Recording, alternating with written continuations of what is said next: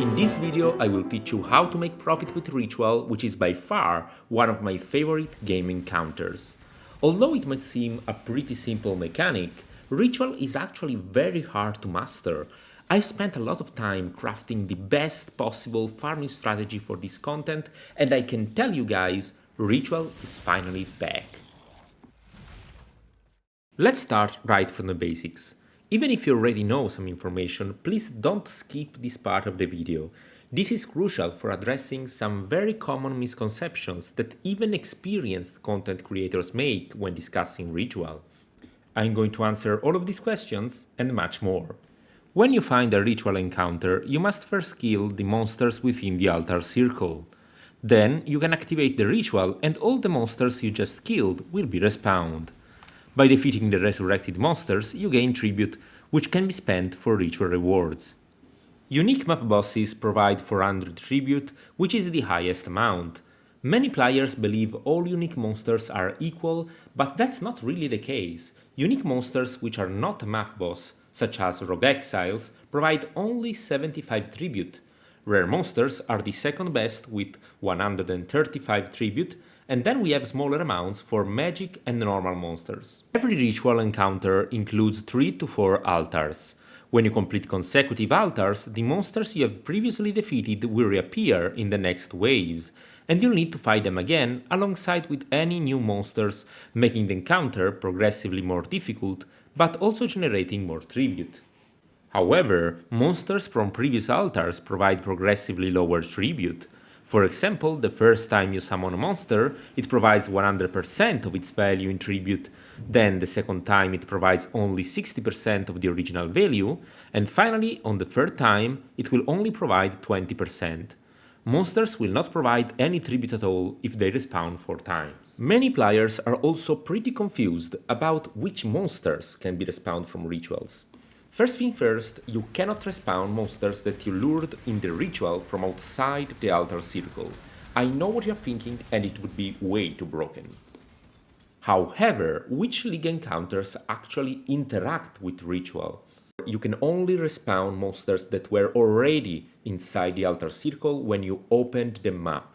For example, Abyss, Breach, Strongbox monsters, they are spawned after you enter the map. They are not naturally present inside the altar circle and therefore they cannot be respawned.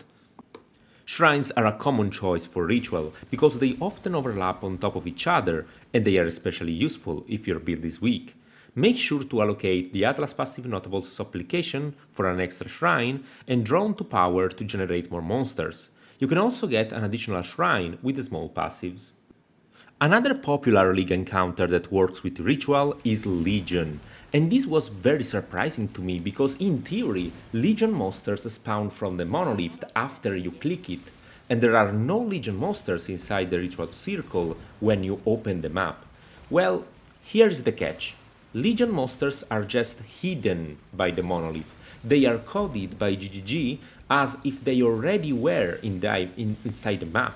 You just need to click the monolith to unveil the hidden Legion armies, and they are also magnetic with Ritual, so very often you will see these monoliths standing very close to the margins of a Ritual circle. Remember to allocate a lot of Legion chance from your Atlas passive tree. Another great piece of content that works with Ritual is Delirium. I recommend using Delirium orbs on your maps because you don't need to invest Atlas passives in this way. Using more Delirium orbs increases the number of Delirium monsters you get, and if you play 100% Delirium, you will always spawn 2 Delirium bosses, both Causes and Omniphobia, which can be also trapped inside the rituals. Let's now talk about the ritual shop. When you complete the first ritual altar, you start unlocking some rewards, which are called Favours. Once you complete at least 3 altars, you get access to all Favours, and to make your life easier, you can apply your item filter to see only the relevant items. Favours come with a cost in tribute. You can buy items right away, or if they are too expensive, you can defer them and buy later. To defer an item, you must pay a deferral cost which is equal to the 15% of the original tribute cost of the item. When the deferred item will reappear in a new ritual shop page, it will be discounted by 10% of the original price. Now, in theory, deferring is bad because you lose 5% tribute cost in deferral fee. However, deferring is still the only way to collect all the rewards you want by lowering the price bit by bit. While this seems pretty intuitive, you must be careful with your ritual shop management. For instance, let's say you defer an item in map number 1. Then you open map number 2 and you do not defer again the item for whatever reason. In map 3, the item will rise in price by 10%, wasting your initial deferral investment. On top, if the item reaches its original price, a red box will appear around it. This means that you need to defer it or it will not appear again. If you can't keep everything in mind, don't worry, you can always hover with the mouse over the ritual symbol to have more information. After you're done buying or deferring whatever you like in a ritual shop page, you can reroll your favors with the die button. Normally, this would require a default cost of 2000 tribute. However, with a dedicated farming strategy, this cost will become 0 most of the time. You should plan your expenses very carefully because after you lose tribute to reroll favor, you might have not enough to defer some very expensive items in the next ritual window. There were some players who have lost a Mirror of Calandra because of this. You definitely don't want to make the same mistake. I personally recommend to have at least 3000 tribute after rerolling favors to stay safe. So what can you expect from ritual and which kind of rewards are worth deferring? Now, the most common is for sure ritual splinters. You must collect 100 of them to obtain a ritual vessel, which is a special type of currency that can be used on a ritual altar to store the monsters laying inside it. The resulting blood-filled vessel is very similar to a scarab. You can put it in the map device to play a more rewarding version of the ritual encounter. Rituals generated this way provide a higher amount of tribute because they can spawn 20% more monsters, and they also provide improved favors, which means you are more likely to get valuable items. Good blood-filled vessels are not always so easy to find on market, and it may be easier to just create them yourself. You should use ritual vessels on the juiciest ritual altars, which contained unique monsters, or in those that overlapped with shrines and legion encounters. Another common reward since 3.25 is corpses, which can be used to rise specters. They come in 3 categories: imperfect, normal, and perfect. Some of the perfect ones are pretty expensive because they can provide specific auras, so you should never forget to price check them. In 3.24, omens were added to the core loot of Ritual. These are the good ones that you can find. Omen of Connections and Omen of Fortune are by far the most expensive, but they are very rare. Good fractured and synthesized items are an additional source of profit. You probably need to craft the cheap bases yourself to make them sellable, but if you happen to drop a very good one, you can just resell it as is. There are also some ritual exclusive item bases, however, they are very cheap and common, so you should only buy them from the ritual shop if you want to craft something for yourself. The item level depends on the area level of the map you're running, so only tier 17 can offer item level 84 bases. Finally, if you're lucky, you may find these special reward altars. To be honest, they are not even really so rare, you just can find them once every 10 maps or so. They are very easy to distinguish because they resemble these portals with candles all around them. Special altars have way better rewards, only consisting of full inventories of currency, divination cards, or unique items. In theory, you can increase the chance to get some special altars rewards by using the imbued ritual map device mod. The issue is that this is very expensive to unlock because it requires to use the Horned Scarab of Awakening. I don't recommend doing this unless the price becomes much lower. A completely new special altar that was introduced in 3.25 is the Nameless Ritual. For every ritual inventory, after each reroll, you will have 100% chance to get one Audience with the King, which is the new ritual boss encounter imported from the Affliction League.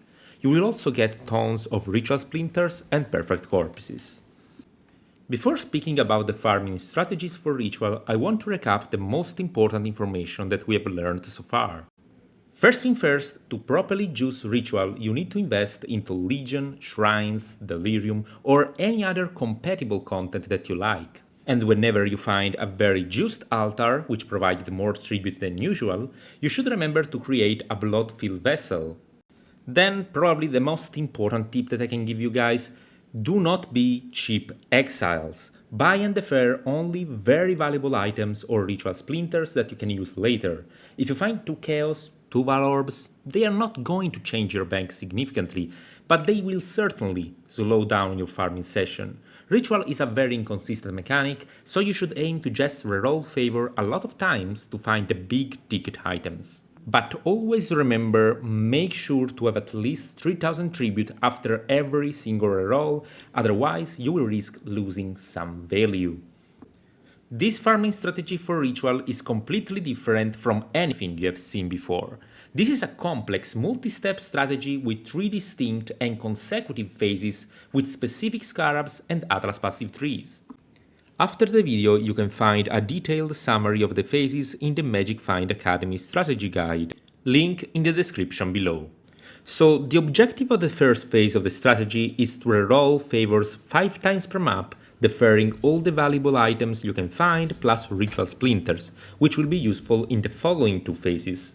Phase 1 ends when you have too many items to defer and cannot keep up with the tribute cost. The most important scarab for phase 1 is the Ritual Scarab of Selectiveness. It removes the cost of 2 rerolls, but more importantly it provides 1 additional favor reroll.